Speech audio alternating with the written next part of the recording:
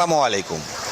কৃষি প্রতিদিনের এর পক্ষে যত দর্শক ও সাবস্ক্রাইবার ভাই ও বোনেরা আছেন, বাংলাদেশের যে প্রান্তে আপনারা বসবাস করে থাকেন না কেন, আপনারা যারা আজকের ভিডিওটি দেখছেন তাদেরকে শুভেচ্ছা ও অভিনন্দন জানিয়ে শুরু করছি আজকের প্রতিবেদন।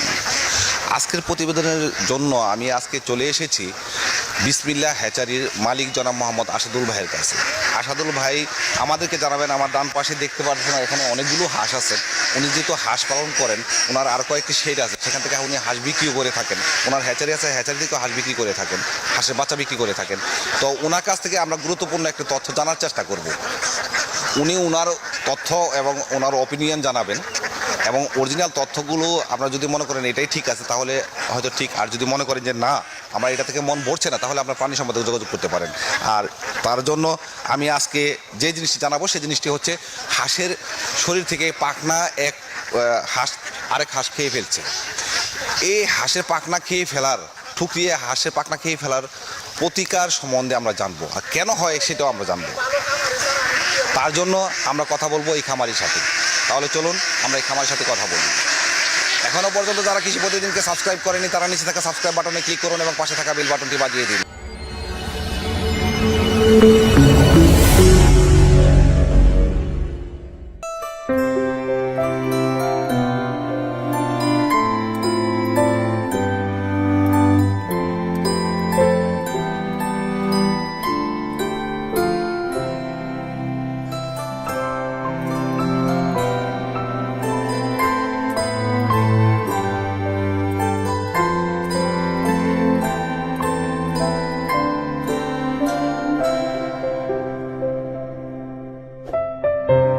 আসসালামু আলাইকুম। ওয়ালাইকুম সালাম। আপনার নাম এবং পরিচয় একটু দেবেন। আমার নাম আসাদুল হক, গ্রাম মাসকা, থানা কেন্দুয়া, জেলা নেত্রকোনা। তো এখানে আপনারা আসলে কি ব্যবসা করে থাকেন? এটা আমরা হাঁসের ব্যবসা করি, মূলত হাঁসের খামার।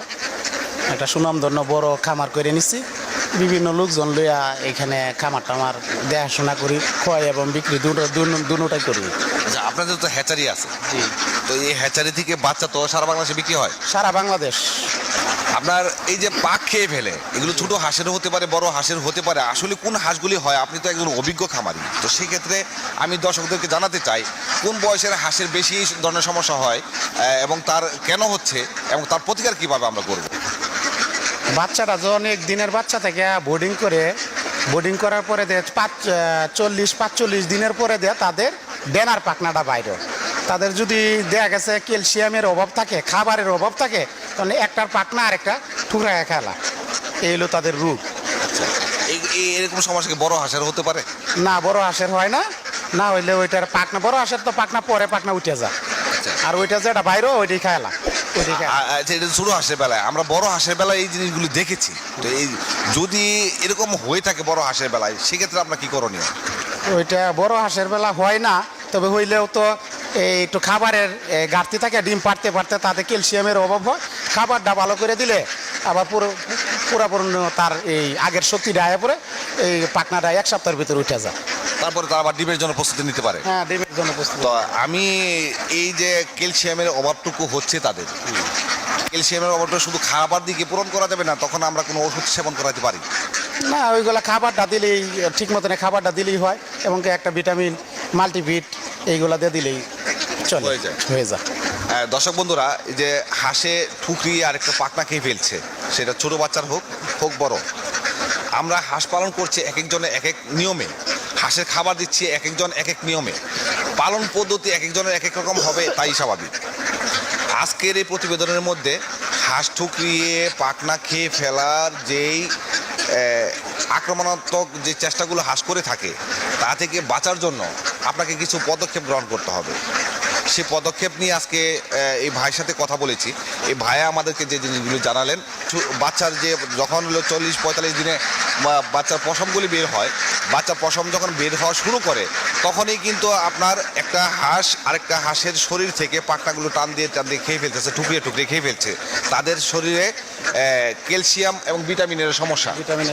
হ্যাঁ, ক্যালসিয়াম এবং ভিটামিনের সমস্যার কারণে তারা এরকম করে থাকে। আপনারা ঘাবড়াবেন না, আপনারা মনে সাহস রাখবেন, যাতে করে এরকম কোনো সমস্যা যদি আপনারা দেখেন, সাথে সাথে আপনারা প্রাণী লবণের পানি খাওয়াতে পারেন, ওনার বক্তব্য অনুযায়ী উনি বলছেন লবণের পানি খাওয়াতে পারেন। পাশাপাশি আপনারা প্রাণী সম্পদ অফিসে যোগাযোগ করতে পারেন যে আমার এই সমস্যা হয়েছে।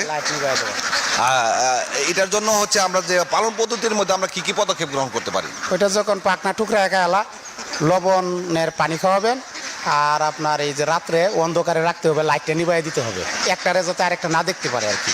তাইলে আর টুকরিয়ে খাইতে পারবে না। এরপরেও যদি দু একটা টুকরা একা এলা, তাহলে এটা ঠুটটা ব্লেড দেয়া হালকা একটু কাইটে দিলে এখানে নিশ্চিত আর টুকুর দিবে না। টুকরো দিবে না? না, এটাকে 1 নম্বর ওষুধ হলো এটা।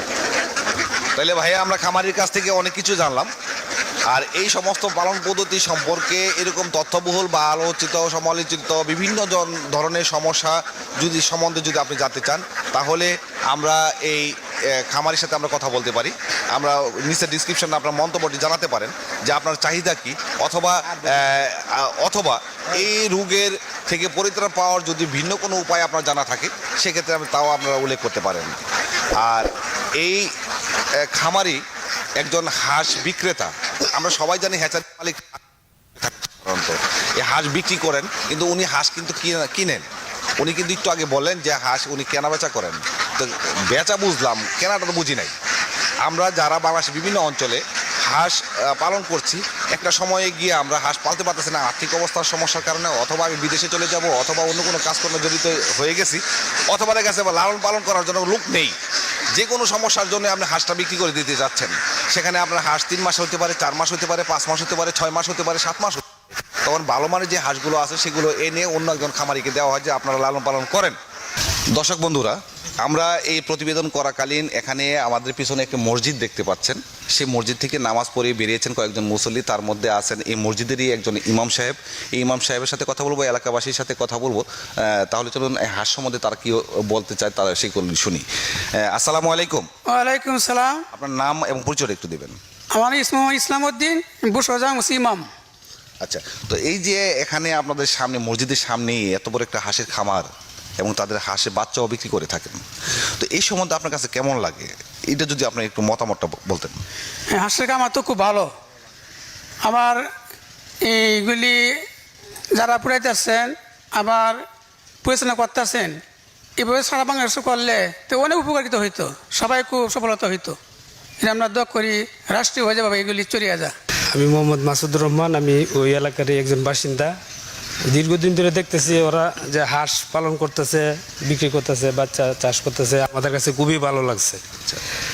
তখন আমরা চাই এই যে এইভাবে কামার প্রক্রিয়ায় সারা বাংলাদেশে যাতে এইভাবে ছড়িয়ে যায়, এইভাবে সবাই যদি এটা দিকে অগ্রসর হয় আগায়, তাহলে দেখা যাইতেছে আমাদের দেশের জন্য অনেকটা মঙ্গল বয়ে আনবে। হাঁস পালন হইতেছে, এই হাঁসে আল্লাহ রহমত খুব ভালো চলছে, বাসায় হাঁসের খাদ্য খাওয়া চলছে।